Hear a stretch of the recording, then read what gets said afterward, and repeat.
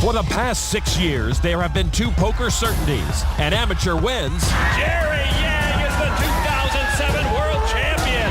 And a pro comes painfully close. An incredible knockout blow. In 2003, Phil Hellmuth had high hopes, but those were dashed, and a second world title would have to wait. Phil Hellmuth has been eliminated. In 2006, Alan Cunningham nearly won, finishing 4th.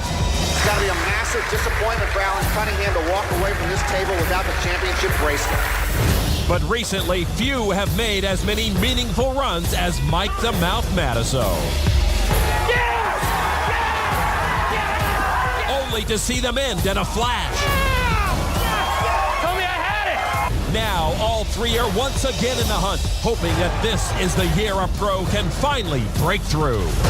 How do these players even last this long? Or will they once again fall victim to the great unknown?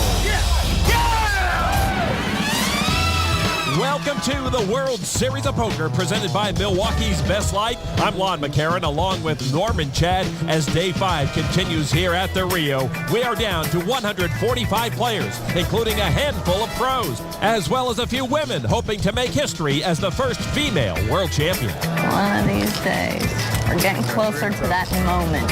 Tiffany Michelle is still at a loaded table 2 that includes 2005 Player of the Year Alan Cunningham, and at our featured table, 2 guys who are just lucky to be here. That's right, Lon. Mike Matasso doubled up early here on Day 5. Chino Reem doubled up later on Day 5. Both hit a queen to stay alive. I'm too quiet, boys. I need to get my energy level back up. Let's take a look at our E-Trade financial chip count. It's top heavy with foreign players, save for the USA's David Benefield. Chip leader Christian Dragomir is at our featured table, as is David Chino Reem. 2 of the big guns out there, Phil Hellmuth and Mike Matasso, are below chip average. Action on Mike Matasso. Matasso looks down on the Milwaukee's Best Light pocket cam at ace-9 of diamonds. In No Limit, the Mouse says you have to stay patient and pick your spots to attack, and he has followed his own advice at this main event. Boy, isn't that true, Norman? He described himself as a nit so far, but he's going to raise it here to 46,000. On to Christian Dragomir, the tournament chip leader from Romania. He'll fold. Kara Scott now. She's one of 5 women left in the main event field. Looks down at pocket aces. My girl's been waiting for a big hand all day, and now she's got one. Whatever you do, don't re-raise. But do what you got to do. I don't think she's going to be quiet for pocket aces. Yeah, she announces a raise.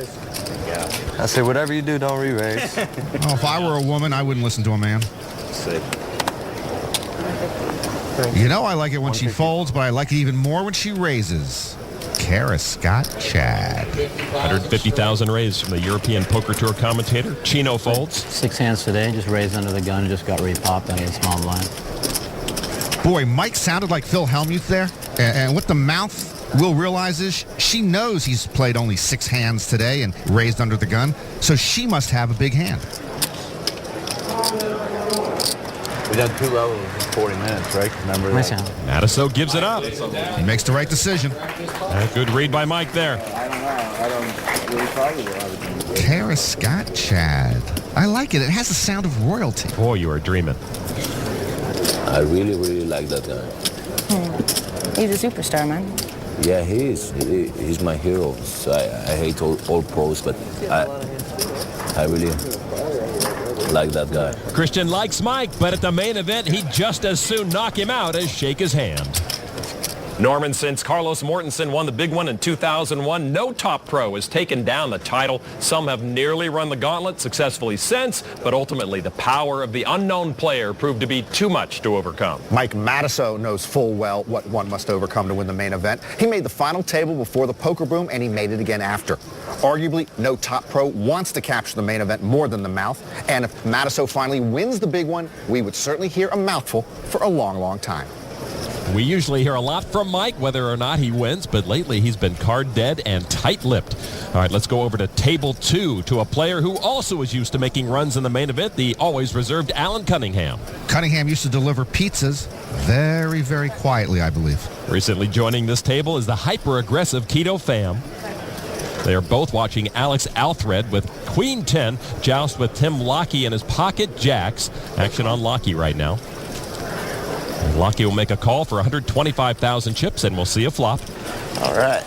Let's play poker. Alfred, the poker expert, versus Lockie, the Staples sales director. Lockie's still good with jacks up after the flop. And a check from Lockie. And a check from Alfred. Turn card 5 of clubs. 2 pair is still best for Lockie. Alfred with a flush draw. Lockie checked. Alfred used to log hands on the World Poker Tour. Now he's a coach at the World Series of Poker Academy. 275. And he is going to bet $275,000 with that draw. And a quick call from Lockie.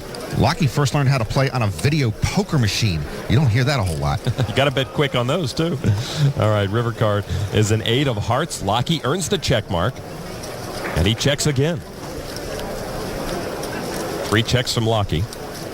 All right, I'll put you all in. Alfred bets enough to put Lockie all in now. Yeah, so the likable poker coach who has nothing, trying to take the amateur to school. Alfred trying to bluff Lockie, who would have to risk his tournament right here. Oh, we got a little pair versus pair action going on here. I think we have a little squad deuce versus big pair action going on here. Alfred trying to win the hand with words, not cards. And Lockie's going to give it up. Man, he got jacked. Come on, man. I know he's got jacks. Boy, everyone here knows Lockie had jacks. This is a tough crowd. I should have called it. Oh, folder's remorse. And Alex Alfred will take that hand, steal it away from Tim Lockie. Lon, as this room clears out and we get down to about 15 tables, you can start to smell the $9 million first prize. Back to our featured table, a very strong featured table. Chino Ream looks down at pocket deuces. Ream battered and battered earlier here on day 5 until he was all in with queens against Sean Davis's kings, and he got lucky hitting the queen. Chino raised it to 46,000. Matiso folds again. Can't find anything to play. Over to Fee Win, 2-time bracelet winner at the World Series with Ace King of Hearts. I'm all in. And he's going to push with that hand. Wow, I mean, like, I just want to win prop. That's it. I hear you. What kind of hand is that right there? Like, I mean, you wouldn't do that with aces. You wouldn't do that with aces or kings. I mean, that's like ace king right there for sure. Suited. Got to be suited. How did they know? Boy, Lon, that's scary. She must be carpooling with Daniel Negreanu. I can beat ace king suited right now. Question is, do I want to flip for 600,000? Exactly. What do you got? 600? All in? Exactly. I can't call 600, buddy. You got it. I don't know what you have. I'm pretty sure you got like ace king suited, which I can beat. You got it, buddy. All right. Thank you for laying down. As a courtesy, Fee Win should show him the ace king suited. I had a pair. Just would be the nice thing to do. Win's going to keep his secret. I never have anything. Fee Win's going to take that pot, but Chino Ream really seems zeroed in on his A game here at the featured table.